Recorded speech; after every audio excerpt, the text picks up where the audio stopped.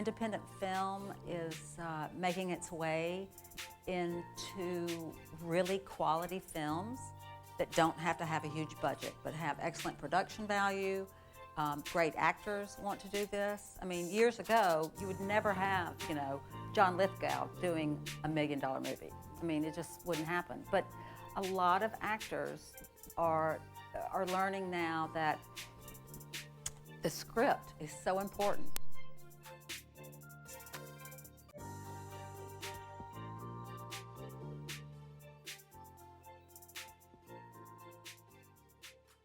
So I won't take too long, but I did want to relate a little bit of a story. Last Saturday, WGBH was part of a trio of stations that were shooting an event in Charleston, South Carolina for a broadcast that was going to go on the air on Monday night. And the timelines were pretty tight. We were shooting on Saturday, fly the drives, edit all day Sunday, post on Monday, deliver to the floor on Monday night, and then do live integration on Monday night. Live social integration. And we were halfway through our shoot, and in the blink of an eye, the truck went dark, pitch black. So in the vernacular of production, this is a bad thing. So, fortunately, we had an amazing crew, and it was made up of freelancers and staff and people of all different kinds. And we got ourselves back up and running in about a half an hour, and it was tight. We made the airplane by essentially sticking our foot in the door and holding it open till I could get there, and we delivered the tapes to the tape floor with 7 minutes to spare, or maybe 6 minutes to spare. So in the end, it all worked out. But the way it relates here is that it just reminded me of how complicated it is to do what we do, and how many things have to go right when a lot of things do go wrong. And it takes really a remarkable community to pull these things together. And that's really what we have here in Boston. We have a remarkable community of capable people. Thank you, Tim, and thank you to WGBH and their leadership and their staff. This is always our first choice of a venue. It's such a fabulous facility, so thank you again for hosting this event. I also wanted to recognize the MPC board for all of their hard work, dedication. It's been a challenging year. We continue to need to show the strength of our organization and help continue to grow a vibrant production community. Thank you for being here. Ericka began producing films in 2005 with the debut of the short film 5 Minutes, Mr. Wells, starring and directed by Vincent D'Onofrio. Since then, she's gone on to produce many projects, including the 2010 Academy Award-winning short, The New Tenants. Ericka's most recent projects include Infinitely Polar Bear, God's Pocket, Tumbledown, filmed in Massachusetts, by the way, which we're proud of, The Runner, Meadowlands, Vincent and Roxy, and The Layover. And Blythe most recently executive produced Love is Strange, which premiered at Sundance and was distributed by Sony Pictures Classics, nominated for 4 Independent Spirit Awards. She also produced the revival Broadway's Sideshow. Welcome. Thank you. Thank you.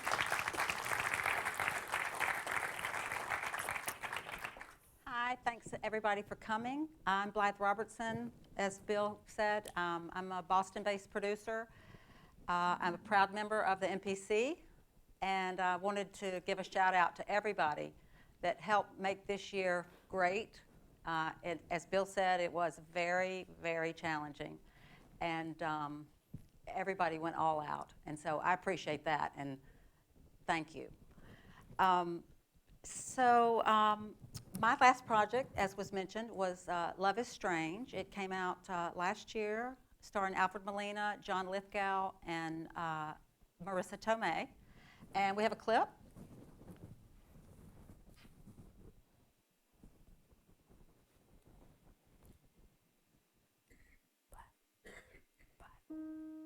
Glasses. I can't find my glasses. Has anybody seen my glasses?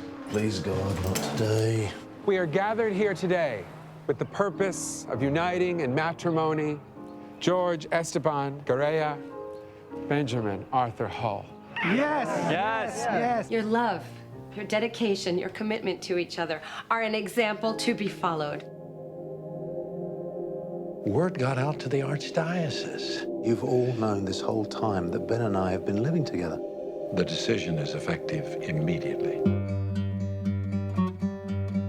We invited you all here today because, well, you're family. With my private lessons and Ben's pension, we need a place to stay. Why are we even talking about this? I'm the only one with the extra bedroom. No, it's not about that, Mindy. It's Poughkeepsie. I didn't have a very productive day. You know my favorite story of yours? What's the name of this again? No, it's your uncle. Which one is your favorite? Well, they're only just now deciding to have dinner. Someone's just turned up with a bloody baby. Uncle Ben. My friend is here. We need to work on a school presentation, and there's nowhere else for us to. Who? That's so gay. He doesn't mean homosexual, Uncle Ben. He just means stupid. Hey, can I have some private time, please? When you live with people, you know them better than you care to.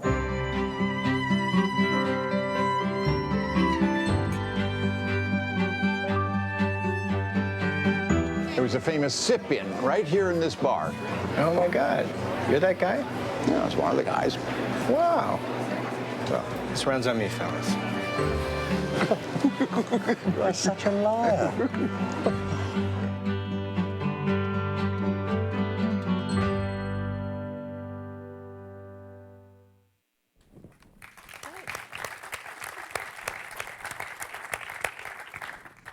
Thank you. And I just want to also mention that I'm currently developing a feature film project will be written and directed by Emily Apt, called Audrey's Run, that will shoot in Massachusetts, specifically the Boston area, next year.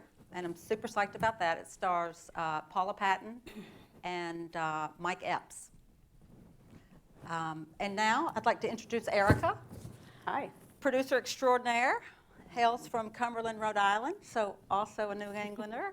And as Bill had said, the most recent projects are Infinitely Polar Bear, God's Pocket, Tumble Down with Jason Sudeikis and Rebecca Hall, and The Runner, which was a Nick Cage political thriller. What I'm really looking forward to hearing about is Reed Morano's directorial debut, Meadowlands. I read the script last year. Yeah. And great. super psyched. So can we see that trailer? Thanks. And actually it opens next month. It does, yes.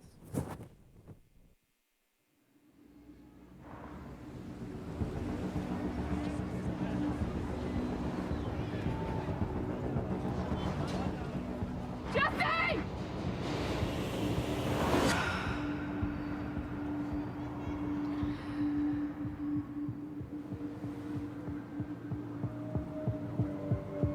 How you doing today? How are you doing? Stop being angry. I'm not. You are. I want to see this guy right now.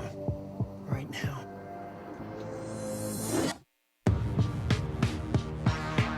Think I'm gonna get it on you?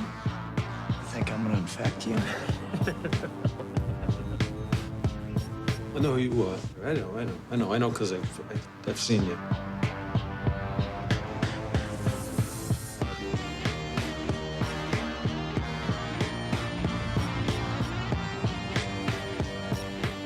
This has nothing to do with us. She needs help. I think she's gonna figure it out herself. Yeah? You don't know when it's gonna be light again. Don't leave me! It might just keep getting darker.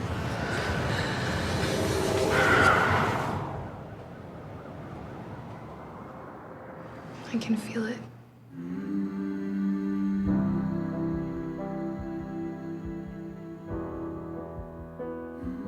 Drown out all the noise and the static. And just look at what's actually there.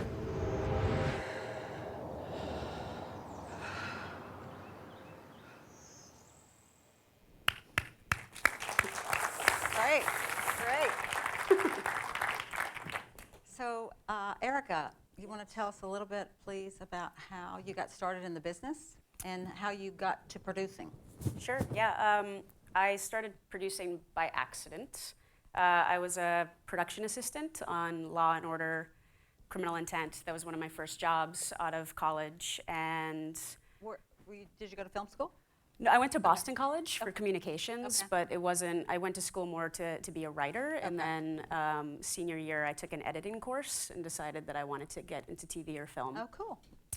And so after, a season or two on Criminal Intent, I didn't want a PA anymore, and I mentioned that to the lead actor, Vincent D'Onofrio, and he said, why don't you come be my personal assistant for a season or two, and then I'm gonna open my own production company, and I'm gonna write and direct a movie, and you'll produce it for me.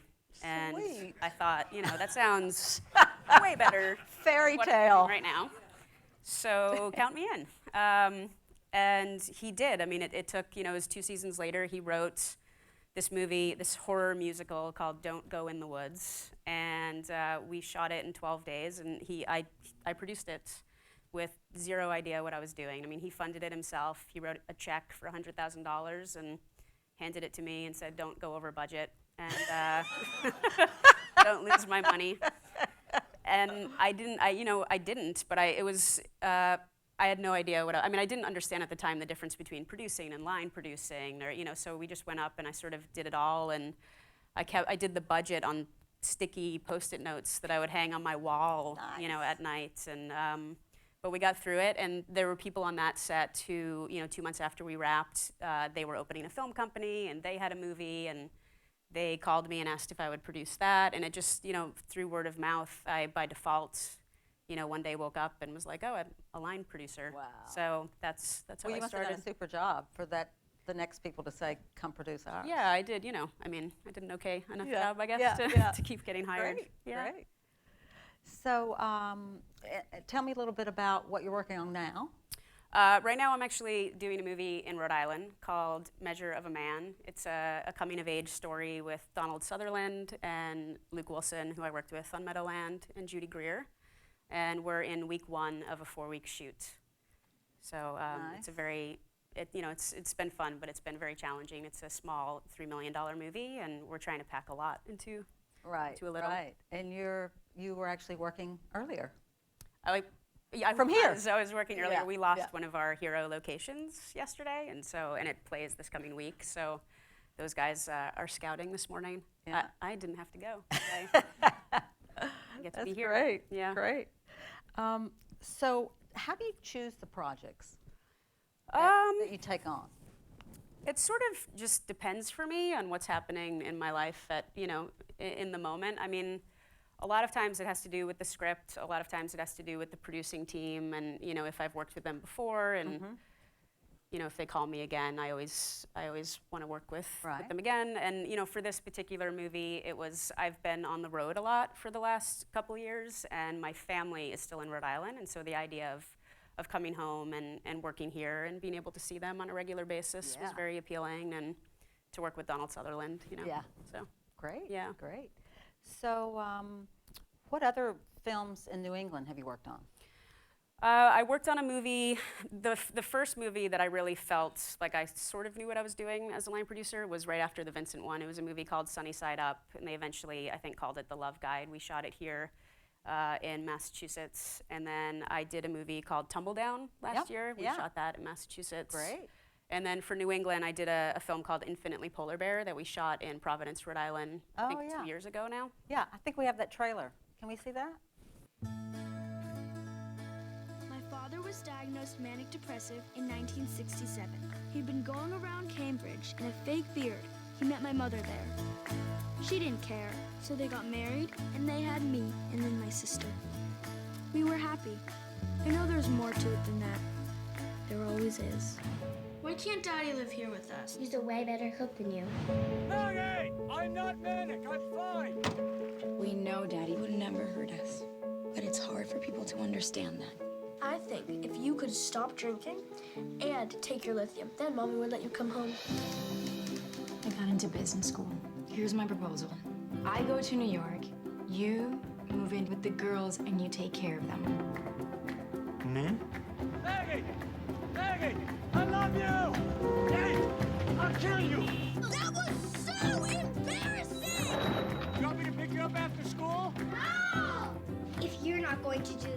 than I'm doing. Okay.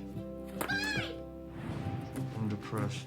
Of course you are. Your dog ran away, your family gives you just barely enough money to live off, and you annoy people. Name one father who's up right now sewing a flamenco skirt for the daughter. Are you taking your lithium? You have to take responsibility for your condition. We don't want people to see how we live. Big deal how you live. It's not your fault.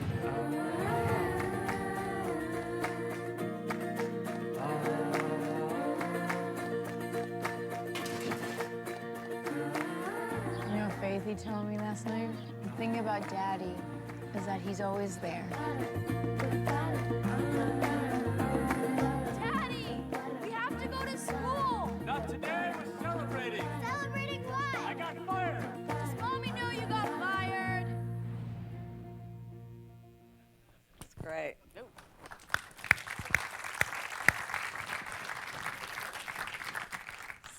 So you mentioned the film that you're working on right now has a $3 million-ish budget. What is the budget range for most of the things that you work on and most of the things that you're interested in? They tend to be, you know, anywhere between like 3 and 8. I just did a movie in Vancouver. That was the biggest movie I've ever worked on, and that was an $8 million movie. Okay. But on average, I would say, you know, like $4 or $5 million is where I, I tend to work. And what's your forte? I mean, are you a producer that raises money? Are you a producer that is nuts and bolts? You know, tell me the things you're good at. And the things you relinquish to somebody else. Yeah, I have zero skill or ability to raise money. I find it fascinating and would like to learn more about that. But by the time I normally come on board, the money is already there. So I'm more of the nuts and bolts day-to-day producer. You know, I come on board early enough. Like I lately am involved in a more creative sense. Like I have a say in the casting and the development of the script, but the money is in place. Okay. And then I'm the day-to-day, you know, build the budget, work with the crew producer.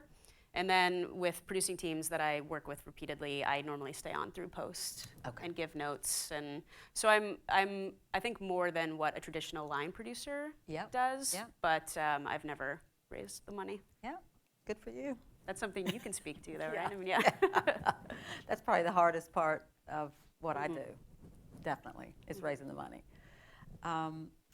So what kind of films grab you? What kind of stories do you look for? Is there, you know, are they women-centric? Are they social issues, horror? I mean, do you have something that you really gravitate to? No, I mean, I just like good scripts. Yeah. You know, so it doesn't really matter what kind of genre, just as long as it's good material. And for me, it normally is about the people involved, you know, as long as the script is good, but then also the team that's involved that attracts me to a project. Yeah. So, and I've been able to do a lot of different movies. I mean, the movie I did with Vincent was horror. The one that I just did last year in New Orleans with Nick Cage was, you know, political and Meadowland. The movie with Reed was just, I don't even really know how to describe it. It's a very artsy sort of, you know, film. Polar Bear. And how did you get involved in that project?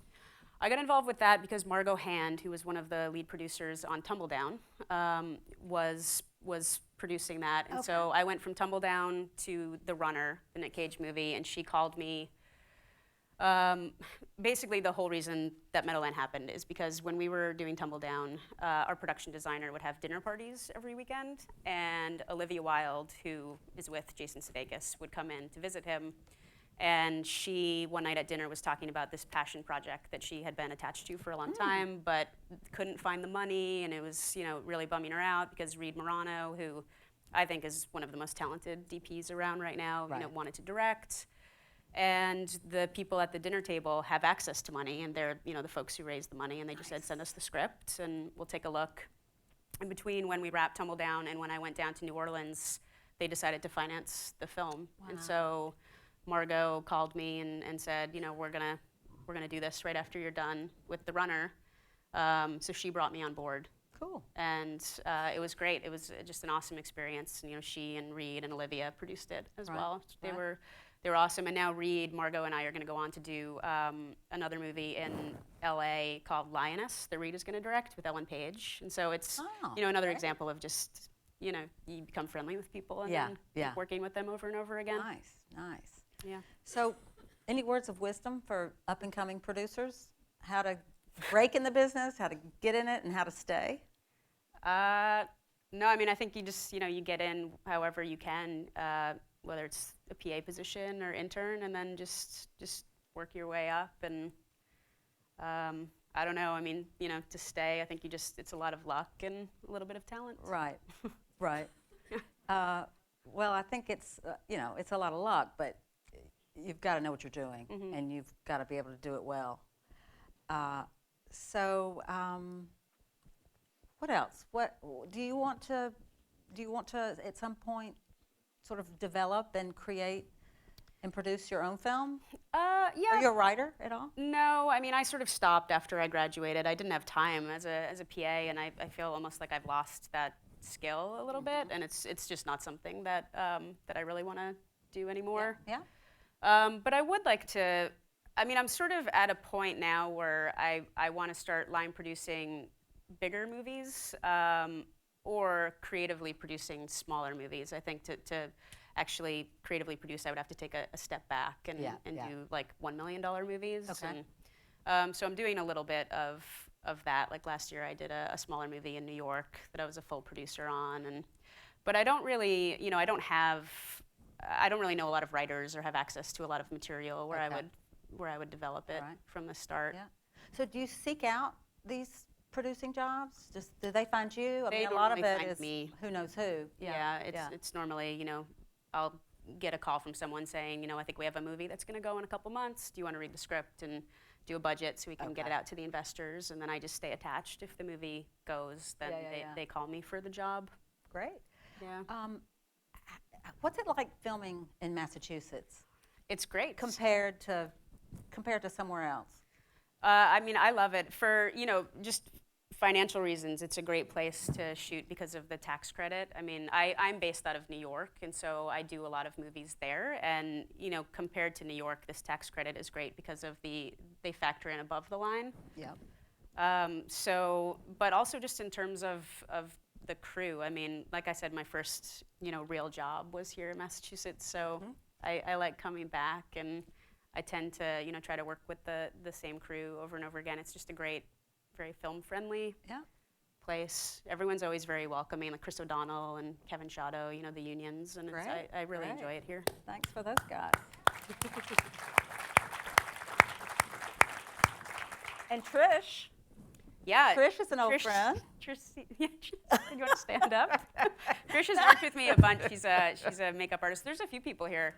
Jack McCullough is on my movie right now, and I've worked with him before. I actually met him when I was a PA on Criminal Intent. He was an actor on the show, and now we're working together in a different capacity. And Sisha is our stills photographer, and I've worked with her a bunch in New York and here. Great. Yeah, it's nice. I would like to hear about raising money, since it's something that I don't actually know about, and how one goes about doing that. I mean, it seems like I've watched this one guy, Keith Carville, that I just did this William H. Macy movie with in Vancouver. That was the closest I ever got to seeing sort of what it takes to raise money, because he let me in to the process very early on. And for him, it just seems like he has a lot of access to friends who have money, and so he pieces the budget together that way. But how do you raise your money? Well, it was trial by fire. The very first one was a film called About Sunny that starred Lauren Ambrose. The budget was around $750. We shot in Las Vegas. It was sort of set in the underbelly of Las Vegas at the downturn of the economy, and super, super dark story. And the financial downturn of our country. So raising money was a bitch. You've got a dark story, you've got a low budget. Anyway, we did it. We actually, in that instance, had a producing partner that is in Austin, Texas, and luckily he's an entrepreneur that raises money for biotech funds and restaurants and a whole slew of things. And he came to me and said, "Let's make a movie." I was like, "Yo, we can do this with your investors."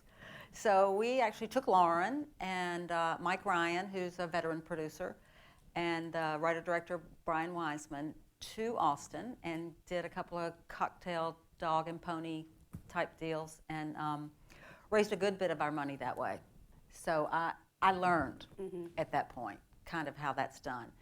And beyond that, you know, it's kind of who you know and a lot of networking and a lot of face-to-face and a good project. I mean, you know, I think, unfortunately, the one thing that raises money is cast. And it's tough. I mean, it's tough. But I think, you know, with Love is Strange, it was not that difficult to raise money because it was such a passionate story and such a timely story. And those are the kind of things that interest me the most, are sort of timely social issues. And I do like women-driven films, whether it's the director or the protagonist in the story or whatever. Anyway, it's, you know, it's different. I mean, I haven't done the whole like gap financing and that sort of thing. But the film I'm working on now, we've met with a couple of the big agencies in LA, and my writer-director is rep by ICM, and the 2 casts that we have on board now are repped at CAA, and so we've met with their financing people. You know, you get it however you can. I don't know if this is true or not, but the movie The Layover that was in Canada, it's the first and only comedy that I've ever done, and it seems much easier to raise money for comedies, because the other films, you know, you normally start with like a budget of $5 million, and by the time I'm locking, we're like trying to smush it into 3 and, you know, making a lot of cuts. And on this film, we started at 5 and we locked at 8, and it would be like, you know, Bill Macy would be like, oh, I want, you know, a helicopter shot. And we would go to the investors and say, like, if you say no, we can scale back. And they'd be like, no, that's totally fine. And so we'd add money. It was the easiest job I've ever had, because they kept signing off on us. I want to see your rolodex. Yeah. But, you know, Keith, the lead producer, said it was a comedy's just, you know, the sales estimates, I think, just come in a lot higher. And so they can have bigger budgets. Alex Daddario, who was in True Detective, the first season of True Detective, Kate Upton, Felicity Huffman, Rob Corddry. You know, those were the leads, Great. So can you share an example of a time that a film didn't work out? Or you had a big problem and how you solved it? I mean, for a film not working out, actually, I mean, in terms of wanting to do bigger movies, I was supposed to be in New Orleans right now doing a $15 million movie, and we prepped it, went down, scouted it, and then we were all 10 hours away, like our bags were packed, and we were 10 hours away from going down to begin official prep, and the lead actor called our director and bailed, and so it shut down. And you'd already been working weeks?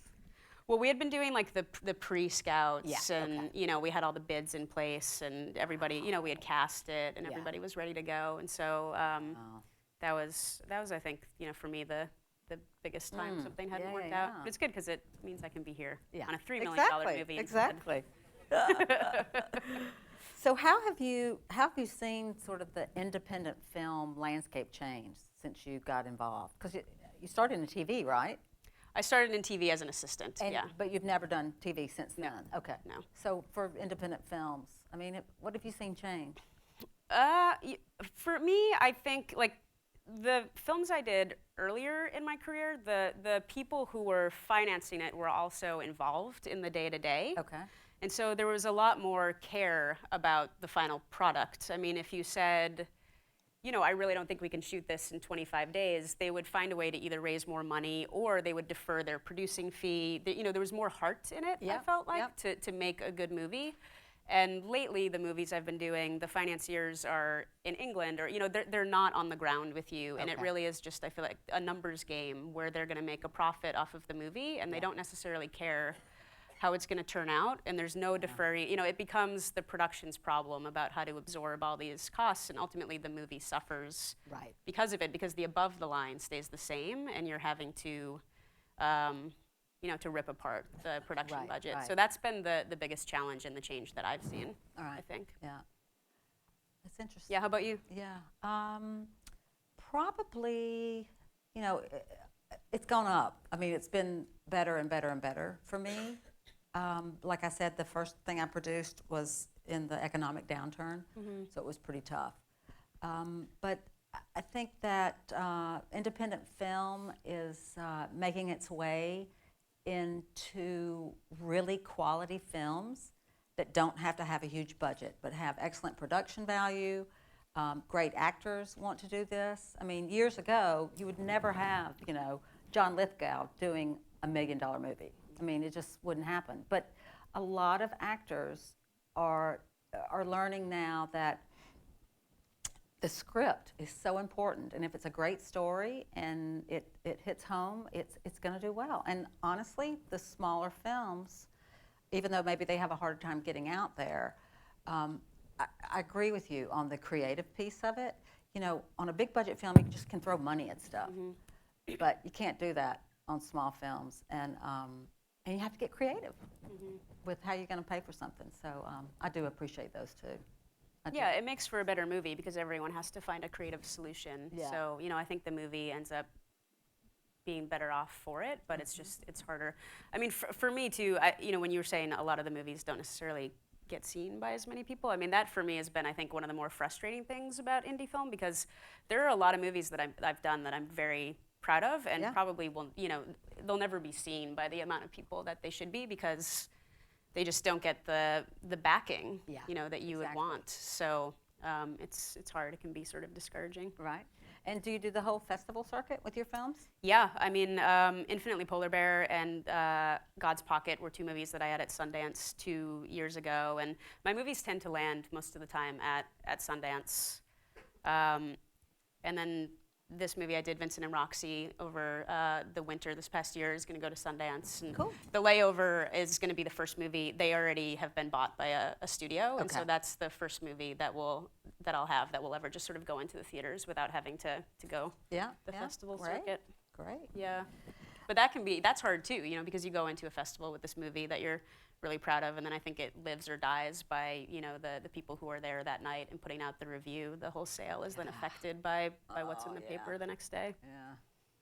So how do you do it? How do you keep going? How do you keep up with the hours and the travel and you told me you've been living out of a suitcase for the last couple of years. Yeah. I just sort of don't know how to do anything else. I like being busy. I'm someone who, I'm exhausted when I'm working, but then I'm off for a week and I'm super bored. Yeah. And, looking for my next job. So I don't know. And, I really do want to start getting into bigger budget films. So I think that that's what keeps me going right now. It's just, I'm working towards that with every movie that I do. Yeah. Great. Yeah. Great. So we wanted to open it up for audience questions. Anybody? Yeah, sure. Yeah. So you mentioned some of your smaller films that are maybe not being seen by as broad of an audience as you'd like. For the investors in these films, are these films making money? Or are they more, I got $1 million and a passion for this and I'd like to make it. I think I've been lucky in that most of the movies I've done, the investors have made their money back. And which is good because then they invest again, with that same producing team. So it's more just, I think, exposure, that I would like to see my movie seen by more people. But I mean, the Nick Cage movie that I did in New Orleans, that process sort of blew my mind because that budget was $5.5 million, which seems like a lot of money to recoup in the indie world. And because Nick Cage is worth so much, the company that put it out bought it without ever even seeing it for more than what we paid to make it for. Wow. So, I mean, it's just interesting, all this sort of like behind the scenes, stuff that you learn about. Yeah. But yeah, so most of them have made their money back. That's great. Yes, sir. Mm-hmm. How does that work? You're a producer, you're on, and then you just don't do anything for a while until someone calls you, or? Yeah, I just sit on my couch and watch a lot of TV. Hang out with I mean, sadly, that's the truth. Yeah, I'll interject that movies never go away. Yeah. The bookkeeping piece. Yeah, that's never true. I mean, goes away. I stay involved in post. But yeah, I mean, when I'm done with a movie, if no one has called me about another film, I go back to New York or I'll hang out here with my family in Rhode Island. And, I sort of make money by, a lot of people will call and pay me to do budgets for films that are, going to go in a year, or they don't know if it's going to go at all, and they want to see how much I think it would cost. And so I just earn a living that way until the next person calls. But for the past 2 years, I've been really lucky. I mean, I think the longest period that I've been down for is like 5 weeks in between a film. Yeah. You mentioned that you use name actors, that's one of the important parts. Have you found that some of them are also involved in casting the other parts? Are they casting friends and family? Or are they making decisions that you, and this is for both of you, that you kind of go, oh no, must you? Yeah. Do you find that happens? For instance, on Love is Strange, I can't remember who we had cast for the Marissa Tomei part, but we lost that woman to another project, and John Lithgow actually said, you should look at Marissa Tomei. And it was huge. It was, so yeah.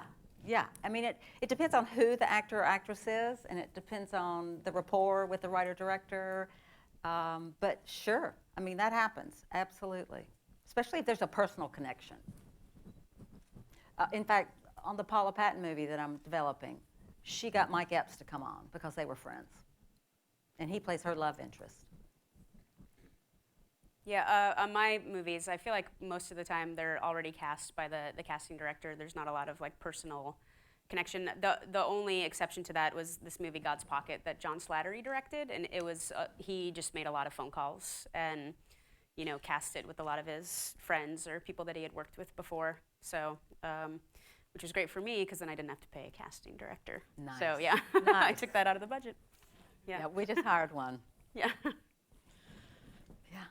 Yes, sir.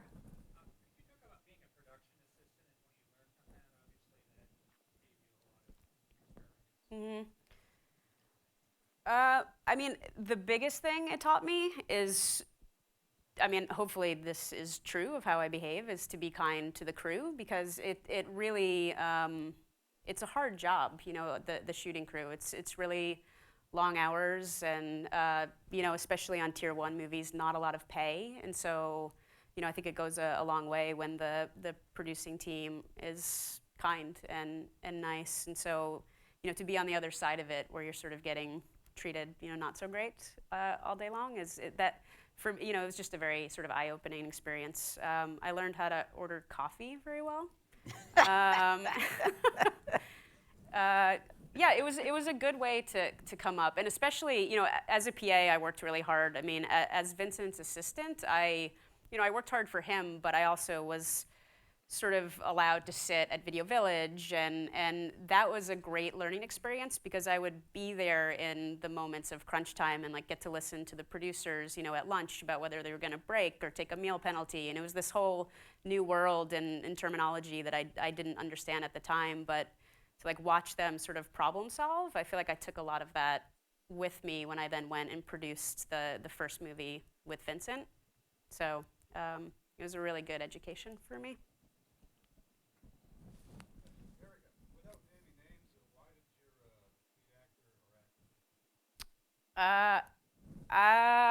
It was all sort of vague. I mean, there's another movie that he is shooting right now in New York City, and the reason given was that there wouldn't be enough time in between when we wrapped and when that one started for prep. So that's the party line. Yeah. Yeah. Yeah. Yes.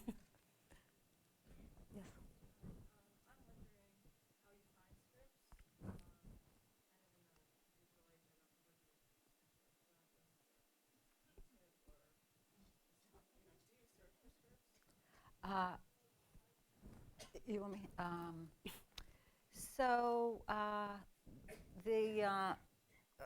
Many of you probably know Mike Bose, who's another local producer here. Great guy. He sent me About Sunny. He was friends with the writer-director. And so that's how that came to me.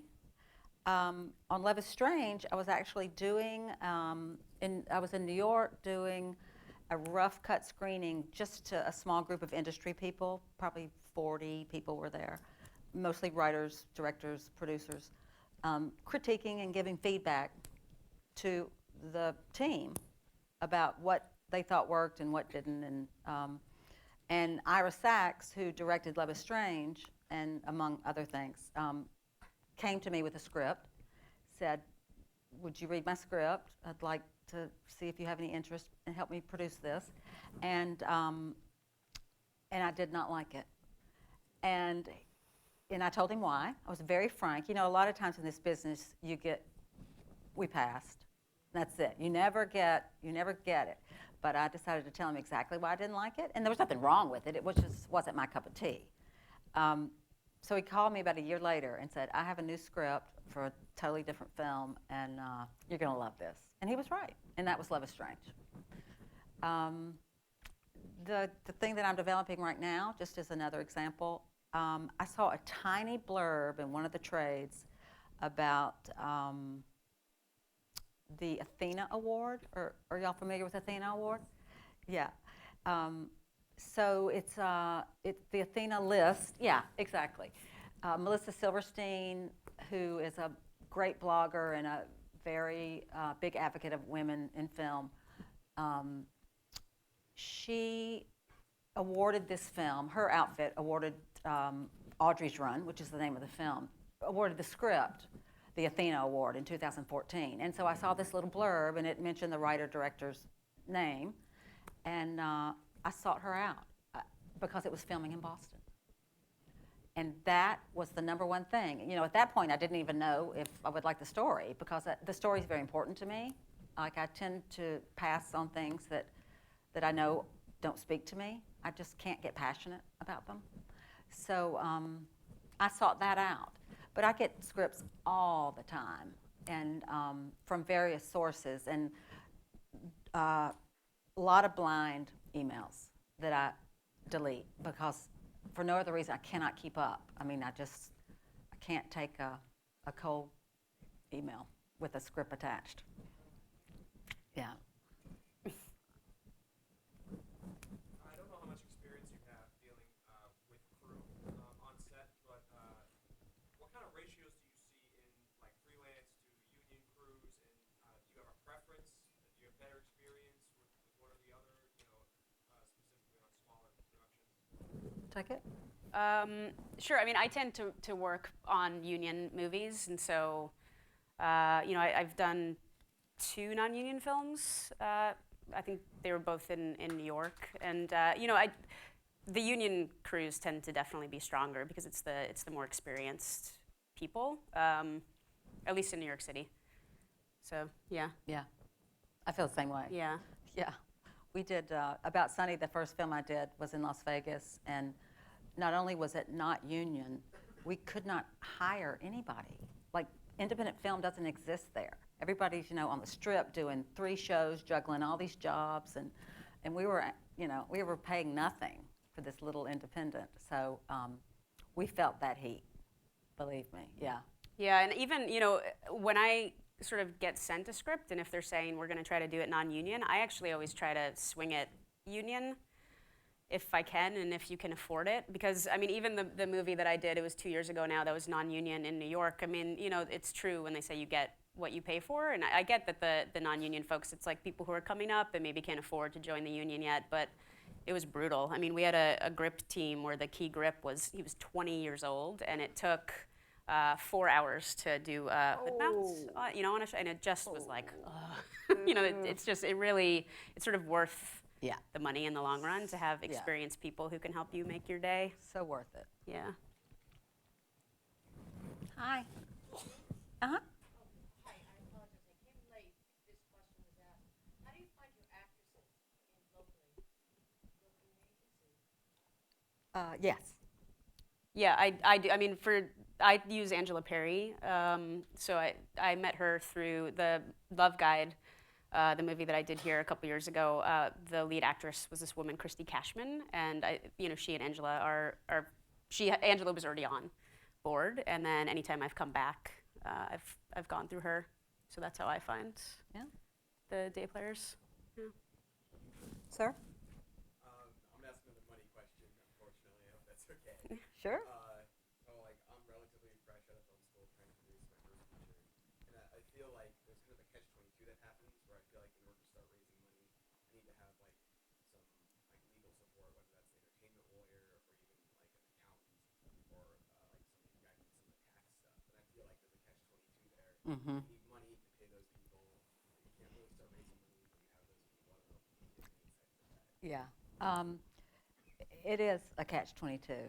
And from experience, I've been able to either talk with a lawyer and convince he or she that the money's coming, if they would just kind of get these preliminary documents together.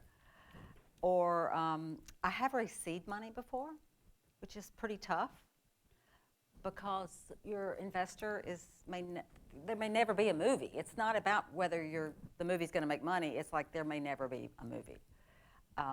But it's risky, like any sort of investment in film. But it can happen. It can happen if you just can find one person that is willing to take that risk. But I also know people that put their heart and soul into a film and put it on a credit card. So it just depends on so many factors. Hi. Hi, I'm a sophomore in high school. I actually have a PA job in a couple weeks. Cool. Like, what advice or what should I bring to that? Go ahead. Yeah. Always be kind.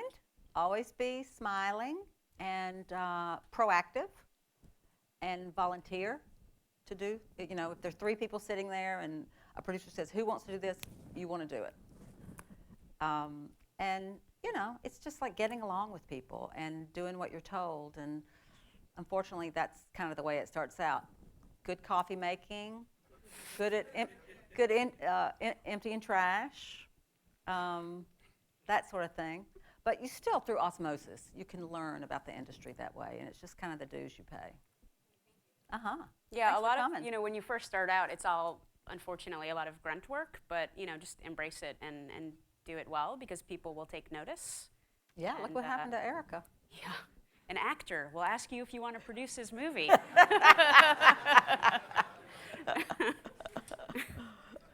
Oh, man. Do we have time for a couple more? Yes. Okay, all right. Sir? Hi, Chris. Yeah, so the movie I'm doing now, Measure of a Man, we were originally going to shoot it in Georgia.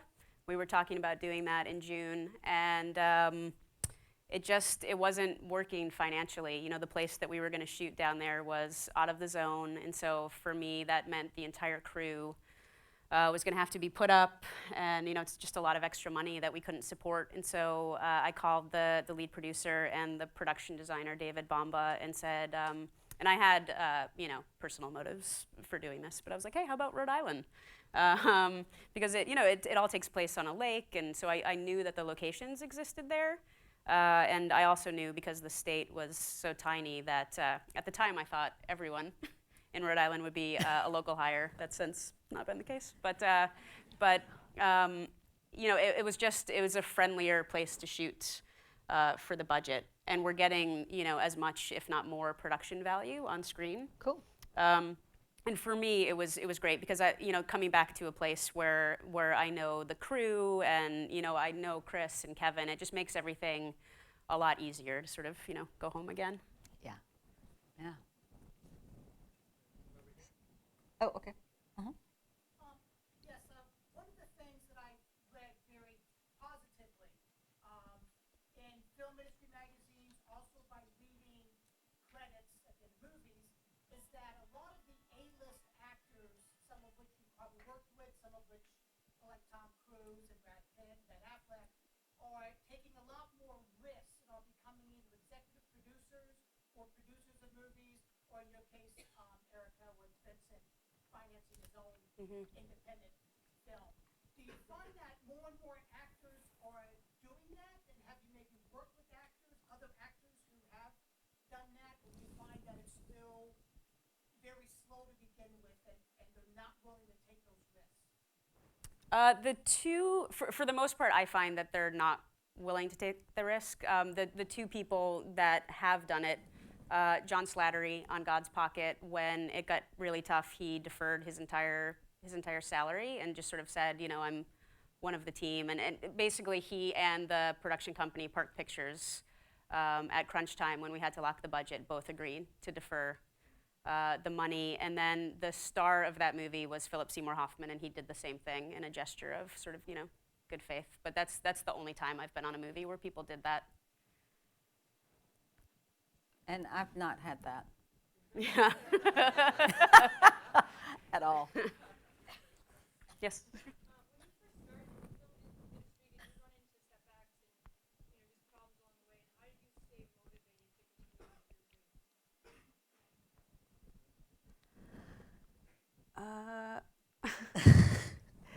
I mean, yeah, there were setbacks. I mean, I did a change of career in my 30s.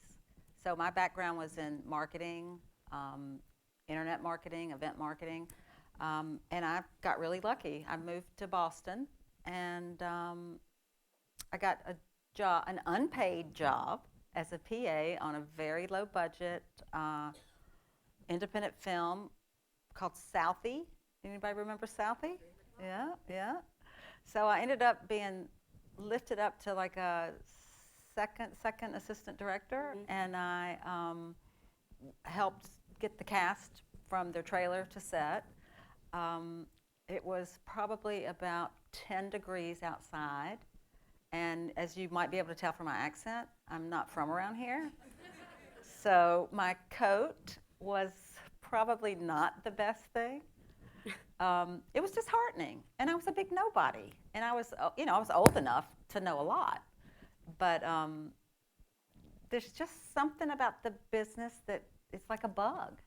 It's, you know, I got really lucky and got a production coordinator job on a Scout. Anybody remember Scout? Yeah, on a pilot they were doing.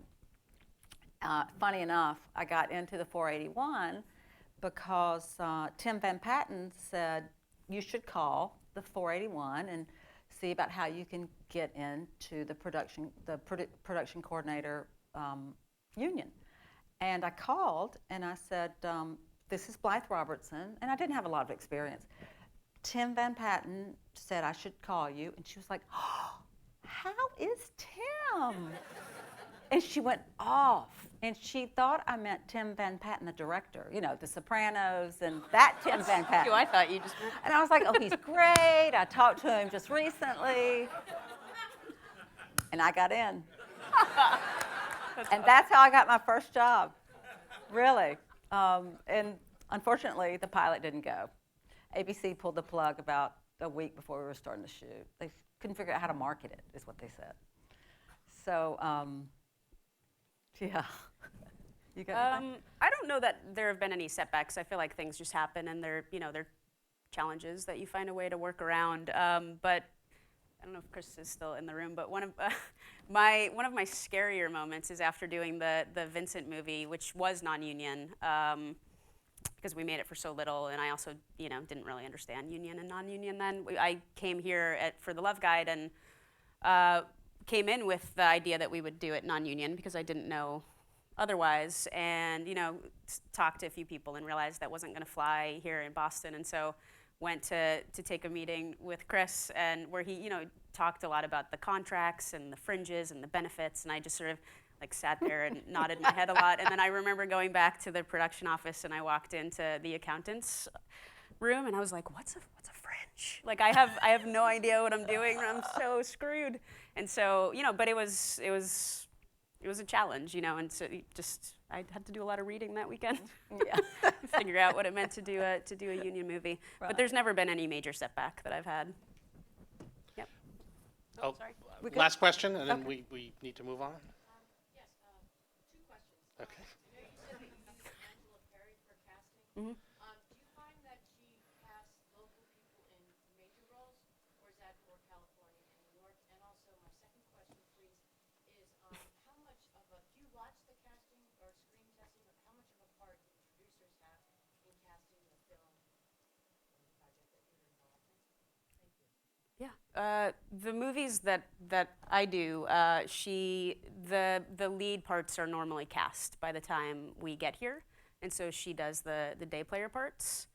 And I will watch the tape, you know, and the videos, but I normally I'm not able to sort of go to the face-to-face casting sessions because I'm in the office sort of dealing with the budget of it all. But the other producers are very involved and go to all of it and have a huge say in the people that are cast. Yep. Thank you very much.